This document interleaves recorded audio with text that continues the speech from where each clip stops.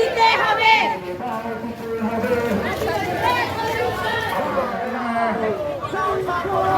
একটু কাটা ছাড়বো না, আদিবাসীদের সাংবিধানিক অধিকার দিতে হবে। শিক্ষার আলো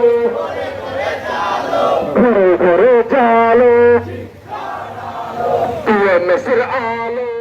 আগে যেই সরকার ছিল, আমাদের যে এই সাবেক সরকার ছিল, তাদের থেকে আমরা হচ্ছে এই আদিবাসী স্বীকৃতি চেয়েছিলাম। তো ওনারা হচ্ছে আমাদের আদিবাসী স্বীকৃতি আমাদের না দিয়ে হচ্ছে পদত্যাগ করে দিয়েছেন।